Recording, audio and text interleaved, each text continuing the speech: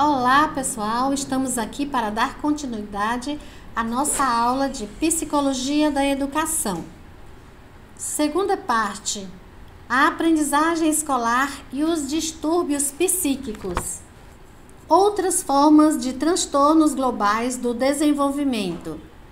Então, nós teremos aí o autismo atípico, a síndrome de Rett, transtornos desintegrativos da infância, síndrome de Asperger.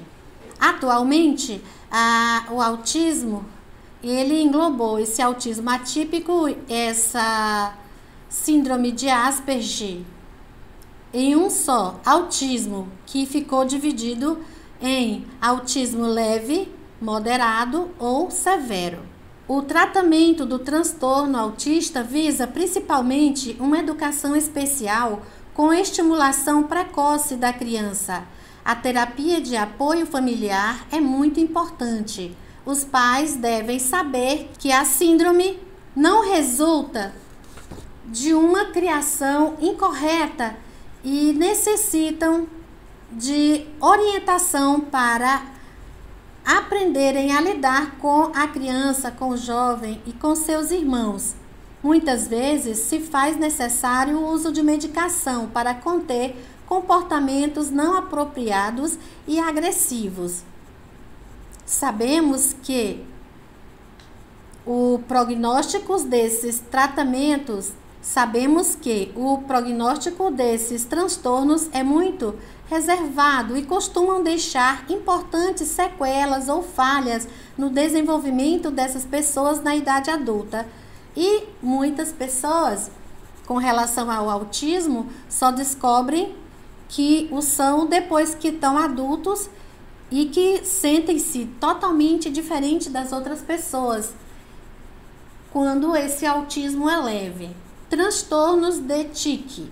Um tique é uma produção vocal ou movimento motor involuntário, rápido, recorrente, repetido e não rítmico.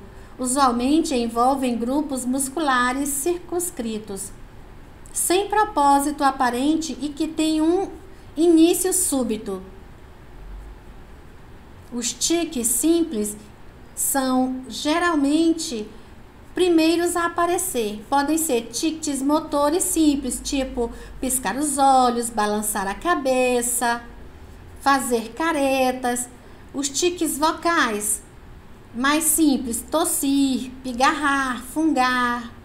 E os tiques motores complexos baseiam-se em saltar. Com prolalia, uso de termos chulos, palilalia, repetição das próprias palavras, ecolalia, repetição das palavras alheias. E o tratamento requer medicação e psicoterapia, principalmente para diminuir o isolamento social, que comumente ocorre nesses transtornos. Olha só a bolinha azul no meio das outras, só ela. Transtorno de excreção. Esse transtorno inclui a enurese e a encoprese.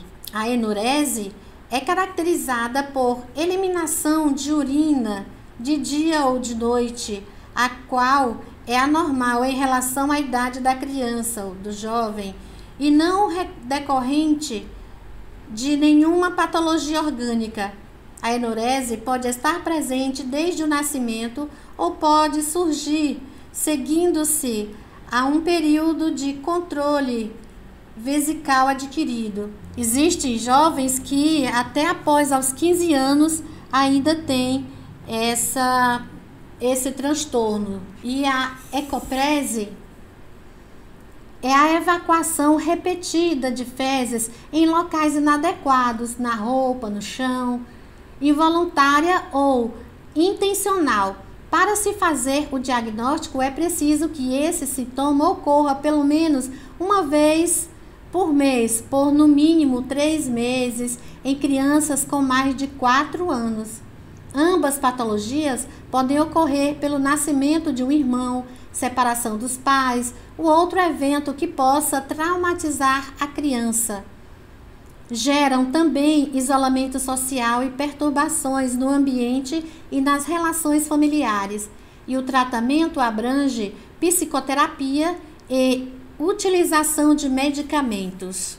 Transtornos de ansiedade na infância. A ansiedade é um sentimento vago e desagradável de medo e apreensão, caracterizado por tensão ou desconforto derivados de uma antecipação de perigos.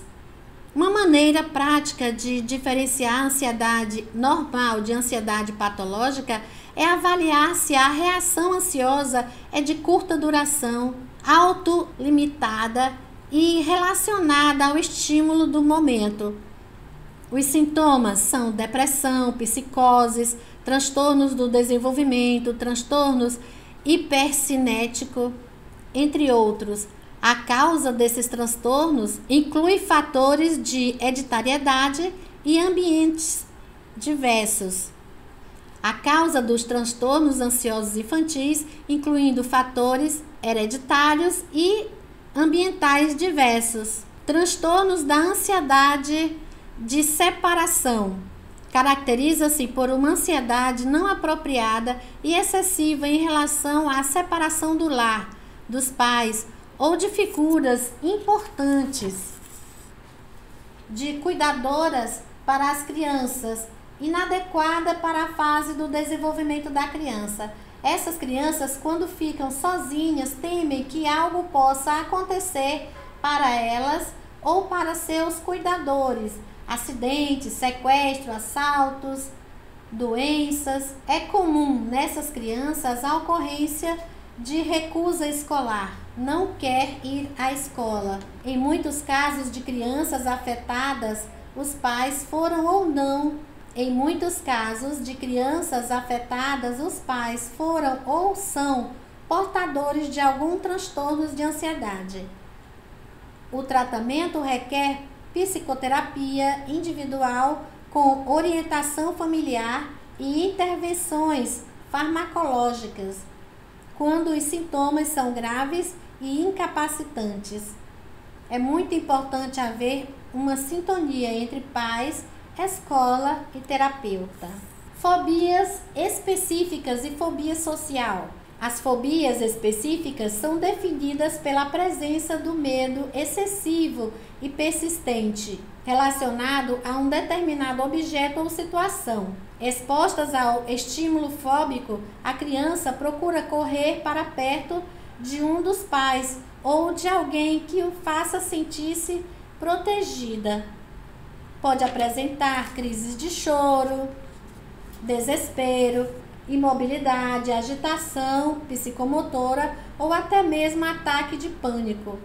Os medos mais comuns na infância são de pequenos animais, injeções, escuridão, altura, ruídos intensos. E atualmente saiu na internet o medo de um certo cantor. Quando fala o nome do cantor, lá vem o cantor fulano de tal, a criança corre, já grita. E criou-se um medo do que? Não se sabe, né? Transtorno psíquico no espaço da sala de aula. Essas crianças relatam desconforto em situações como falar em sala de aula, comer junto a outras crianças, ir a festas, escrever na frente de outros colegas, usar banheiros públicos. O tratamento mais utilizado para essas fobias tem sido a psicoterapia cognitivo-comportamental. Transtornos psíquicos no espaço da sala de aula.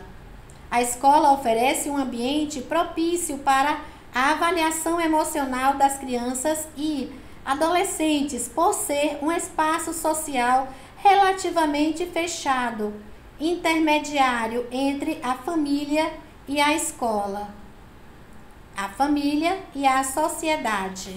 Os alunos podem trazer consigo um conjunto de situações emocionais intrínsecas ou extrínsecas, ou seja, podem trazer para a escola alguns problemas de sua própria constituição emocional e, extrinsecamente, podem apresentar as consequências emocionais de suas vivências sociais e familiares.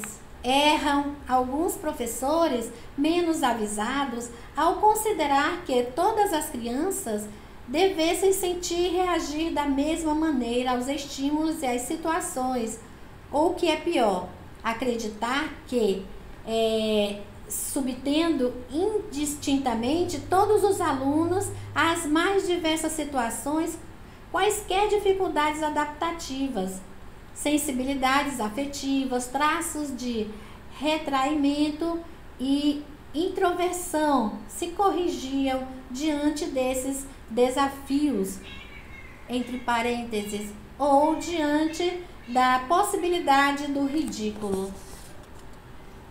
A escola, ela é um universo de circunstâncias pessoais e existenciais que requerem do educador, professor, ao menos uma boa dose de bom senso, quando não, uma abordagem direta com alunos que acabam demandando uma atuação muito além do posicionamento pedagógico e metodológico da prática escolar. O tal mal afamado aluno problema pode ser apenas o reflexo de algum transtorno emocional. E temos também os transtornos de aprendizagem, no caso, transtornos da leitura, também conhecido como dislexia. É um transtorno caracterizado por uma dificuldade específica em compreender a escrita. Se trata de um transtorno específico das habilidades de leitura que, sob nenhuma hipótese, está relacionada à idade mental.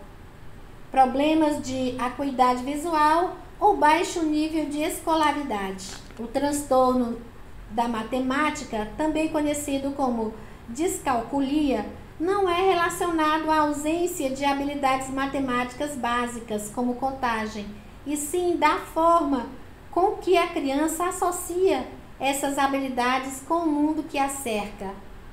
A aquisição de conceitos matemáticos e outras atividades que exigem raciocínio são afetadas nesse transtorno, cuja baixa capacidade para manejar números e conceitos matemáticos não é originada por uma lesão ou outra causa orgânica.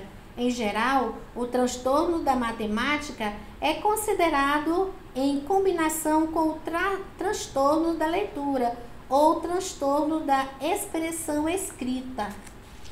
Transtorno da expressão escrita. O que é isso? É um transtorno apenas de ortografia ou caligrafia, na ausência de outras dificuldades da expressão escrita. Em geral, não se presta a um diagnóstico de transtorno de expressão escrita. Existe uma combinação de dificuldades na capacidade de compor textos escritos, evidenciada por erros de gramática, a pontuação dentro das frases, má organização dos parágrafos, múltiplos erros ortográficos ou fraca caligrafia, na ausência de outros prejuízos na expressão escrita. Nossa atividade para essa aula é que você considera importante que os educadores estudem os distúrbios psíquicos?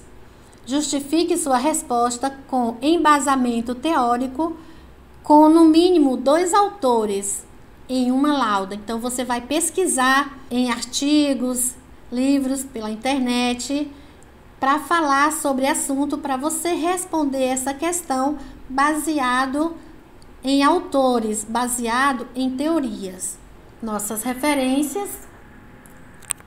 E era isso que nós tínhamos para esta semana. Procurem estudar, olhar, ler nos livros, assistir outros materiais pertinentes, façam suas atividades, postem pela plataforma, tá? Bons estudos e até a próxima aula, pessoal. Um abraço a todos, abraço virtual.